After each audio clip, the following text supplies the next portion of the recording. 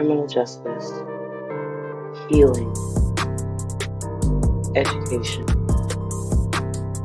Let's awaken the people.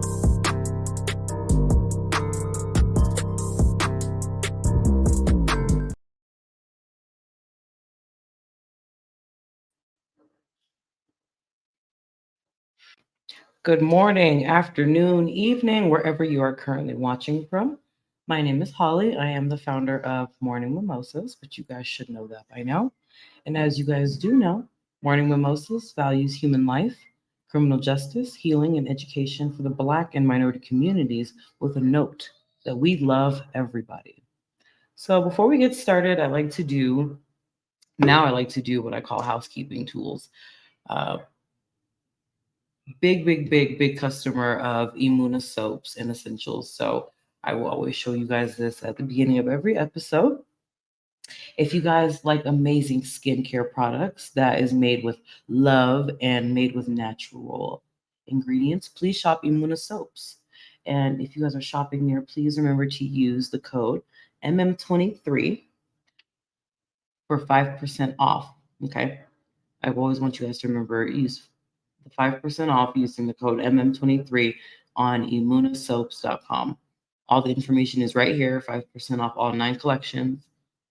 Make sure it's a minimum purchase of $7, but you guys can use the code as much as you want. But just make sure you guys are shopping with Imuna soaps and essentials. They're an amazing brand. I use them for a long time before I even started promoting them on the podcast because they're amazing. So just please go and support Imuna soaps and essentials. Okay. Once again, use code MM23 to get 5% off immunasoaps.com. Make sure that it is a minimum of $7 when you purchase. And then another big housekeeping tool I want to get before I start this case is I want you guys to take a look at my flower crown. I will wear this flower crown every episode that you guys will see me on because I love Ganell's Crafts, guys. Please, if you love to shop Black owned, women owned, or if you just want a piece that's made with love, please head over to Instagram and check out Ganell's Crafts today, please. This flower crown that she created for the podcast is absolutely amazing. So please go support. They have an amazing sale going on right now. So please head over and check that out. But let's get into the case. I'm going to go ahead and show Miss Helen Beckam again.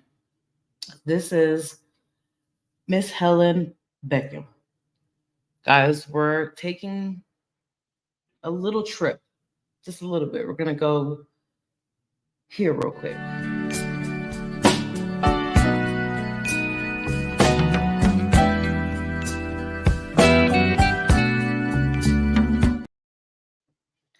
Taking you back to the 70s, guys. My. So, unfortunately, this case took place in the fall of 1970. So we took it back about 53 years. It'll be 54 in October. It'll be 54 years. But I wanted to address this case because no matter how many years have gone by, the quest for justice is still the same. I wanted to bring forth her case for 2 reasons. Reason 1, to show you guys what happens when cases go years and years and years with no resolution. And 2, because it doesn't matter how many years go by, the quest for justice is still the same. So, Miss Helen Beckam was a 43-year-old woman living here in Denver, Colorado.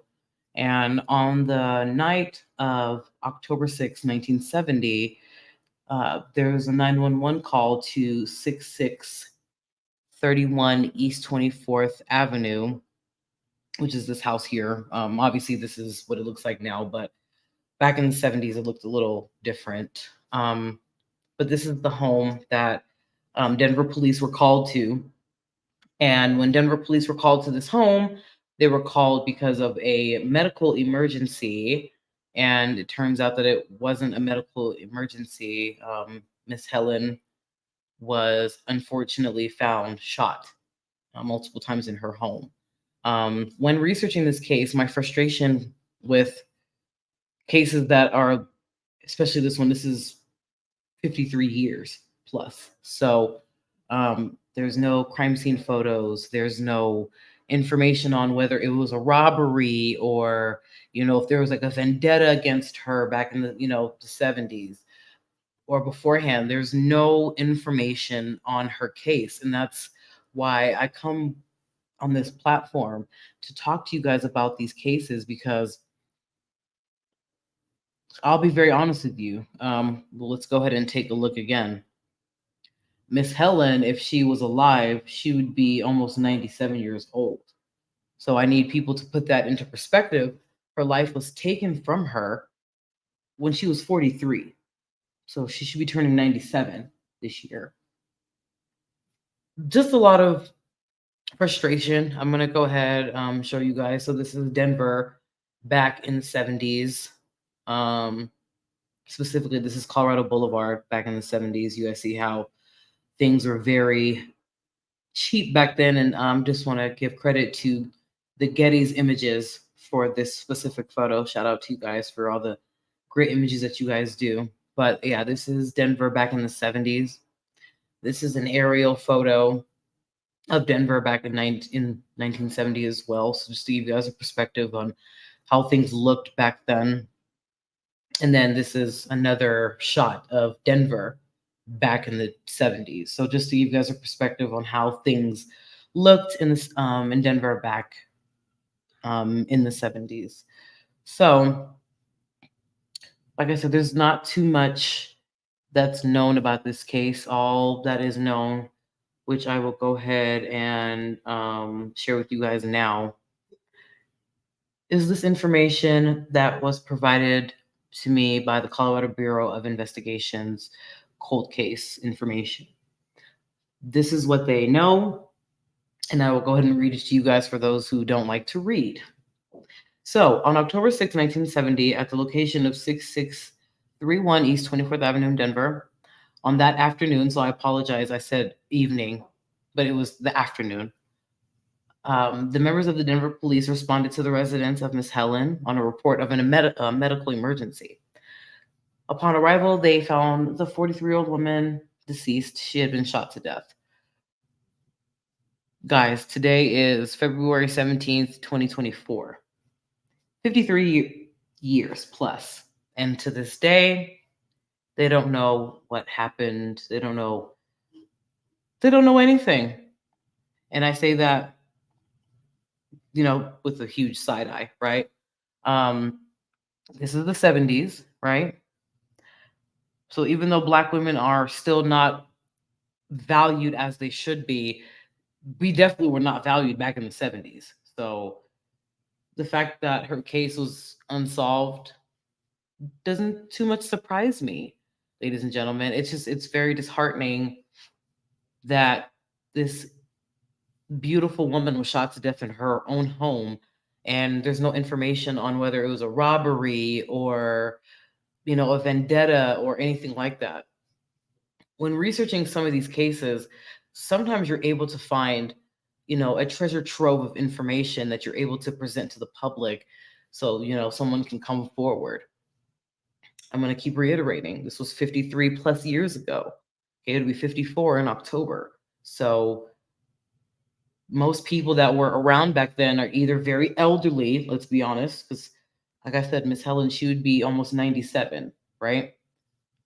But putting into perspective that this case has been freezing, because it's 53 plus years, ladies and gentlemen. So just put that into perspective on how long it takes for people to truly get justice, especially, of the minority community, because you guys know that's who we focus on. I'm a minority woman, so that's what we focus on.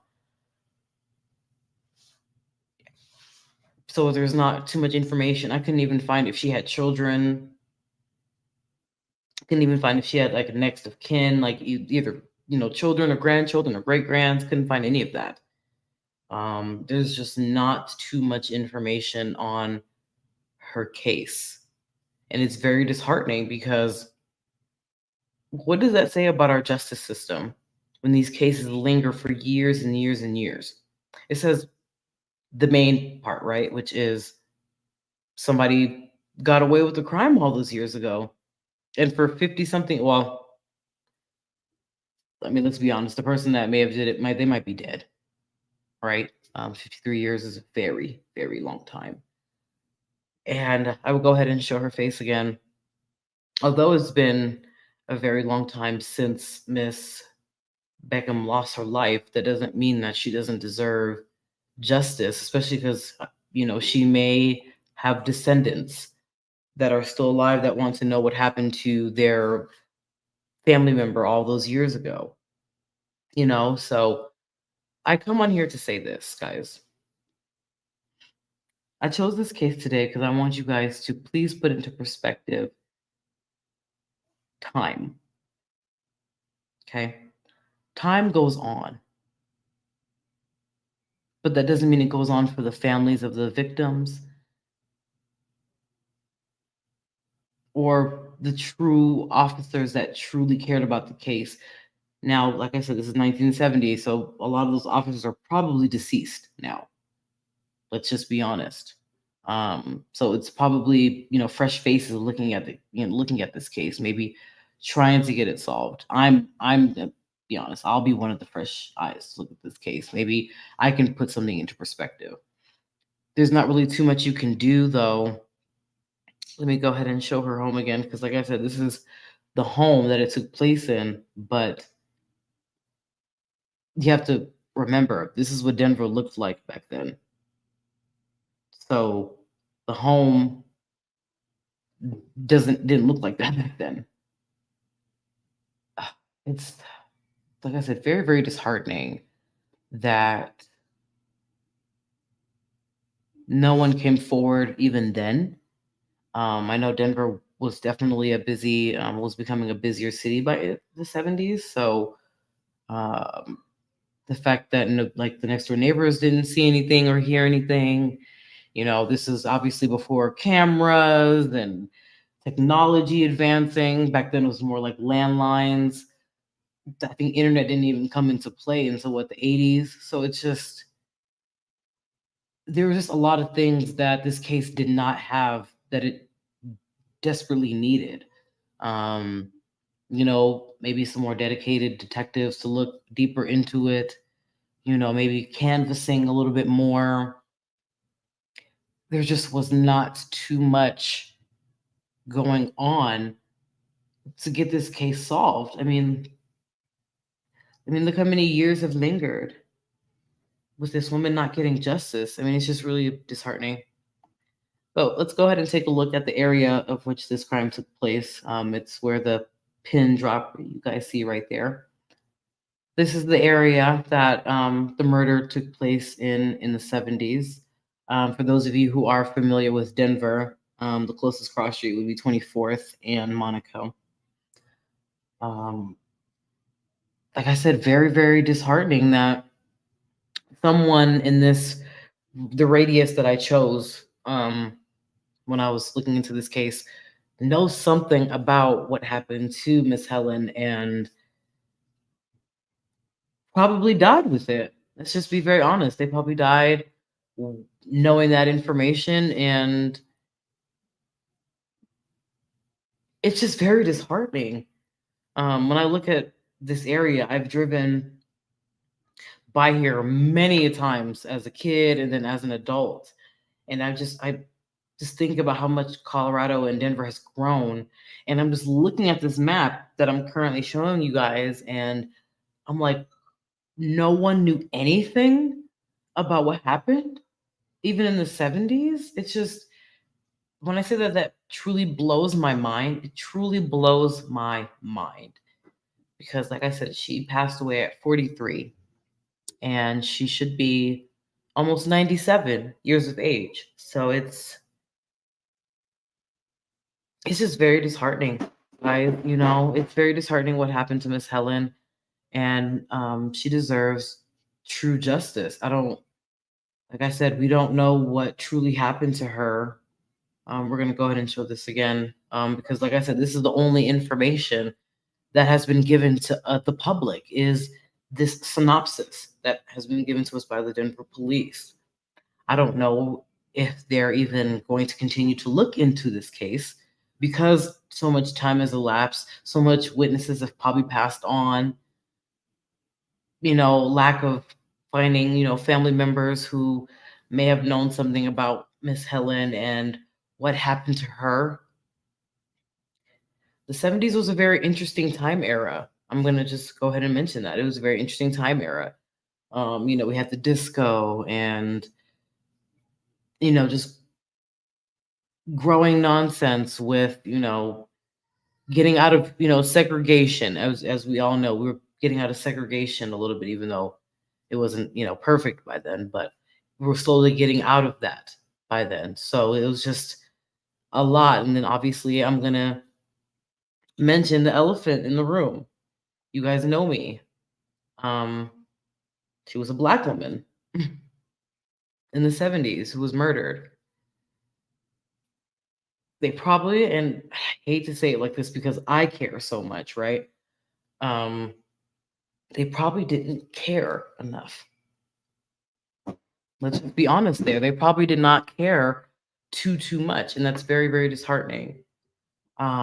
But I care. So once I become a detective, I'm gonna do my part to see if I can get some kind of resolve for Miss Helen because she deserves the truth. She deserves justice. She deserves to know what happened. Her family members, her descendants, whoever's still here, deserves to know what happened to Miss Helen.